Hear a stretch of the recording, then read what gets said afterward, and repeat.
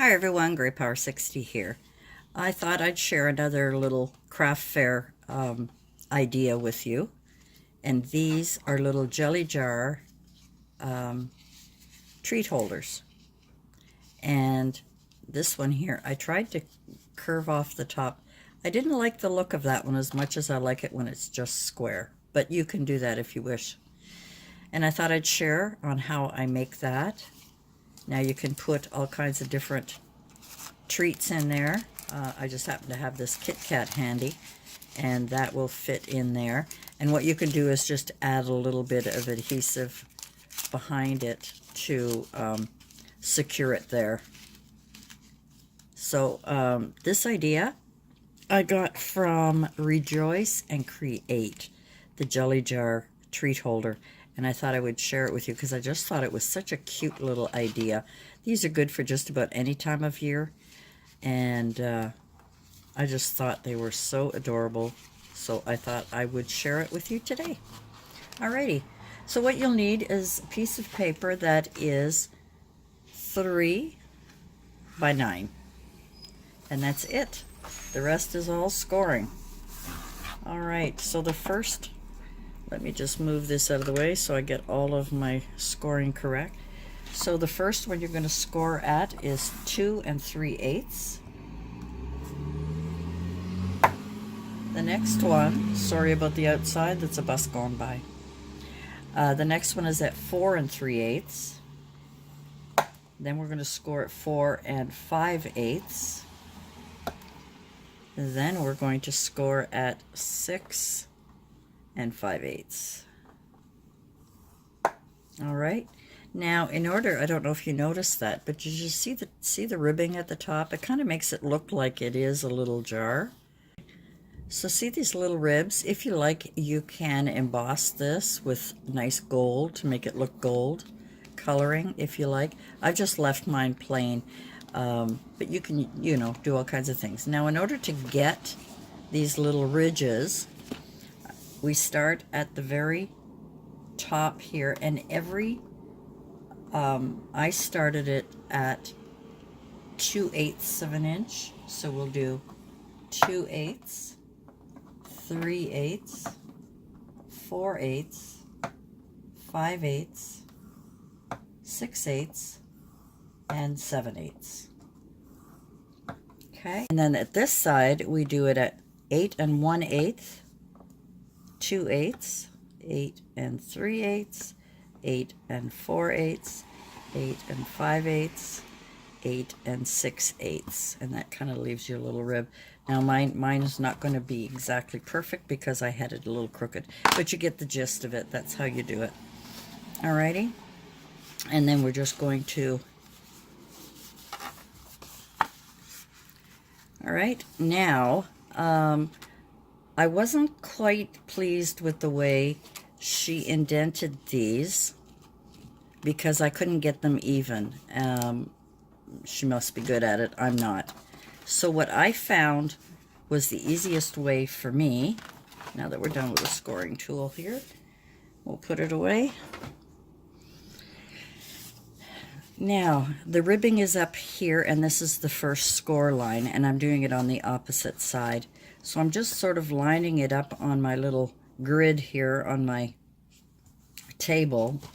And what I'm going to do is I'm just going to take my ruler and a pencil, and I'm just going to go up about 1/8 of an inch.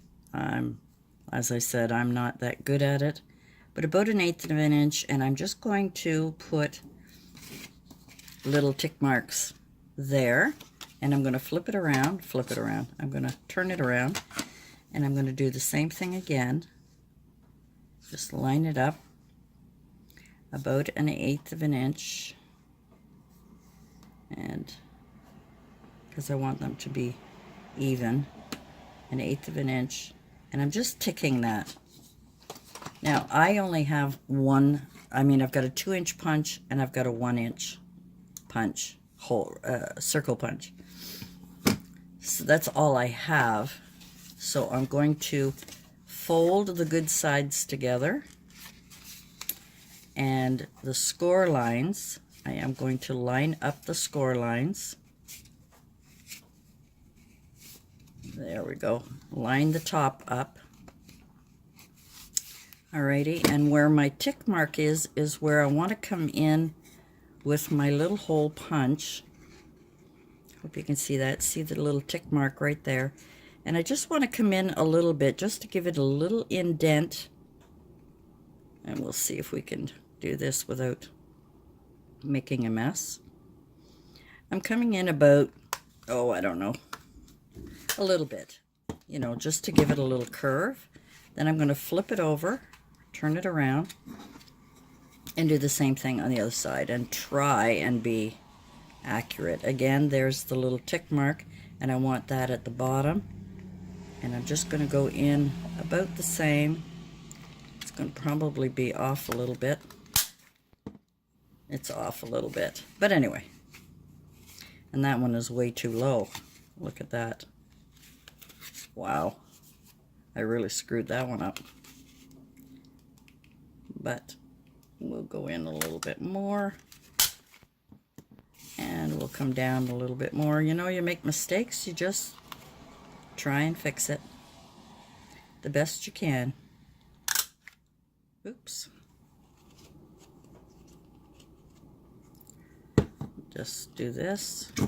You know, if you don't make boo-boos, how are people going to learn, right? Well, I make a lot of boo-boos.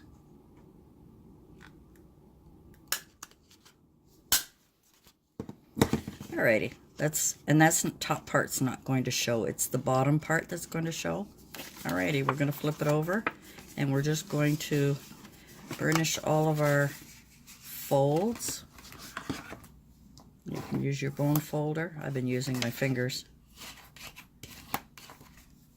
Now I'm sure that you can probably be a little bit more accurate than me. But anyway. There we go. And that is it. Now, these are all together. See that? So I burnished that, and that's the little bottom that's going to hold the chocolate in the bottom. Now I'm going to take it on the very last score line, and I'm going to fold it down and fold that over, and on the other side turn it around, and on the very last score line. That way, when you put them together, you've got your little jar. Now, she didn't do this, but I am doing this because I don't want them to open. Now what I'm going to do is just use my ATG gun and just seal my little tops down. You do whatever is easiest for yourself, and if you find an easier way, that's cool. Go ahead and do that. Now I want to seal mine together. She didn't, but I am going to seal mine together. Another ATG gun there. And we're just going to match those up and fold them down. And pretty much that's it. Now what you can do is add little embellishments on here. You can add sentiments. Oh my goodness, I can't talk today. Alrighty, and there's my little jar. And because this was a gradient, I can use either side for my front. I've got the blues going down this way, or I've got the yellows and the greens on this side. I'm just going to use purple for now. What I did, she used a ribbon, like I did for my first one. You can put a ribbon on there, or you can use some twine. Either one is good. But when I'm using the twine, what I like to do is go around a few times, like you would on a, you know, a little jar. Would help if I do it the right way. There we go. 1, 2, 3, and then we're going to find my scissors and cut that off.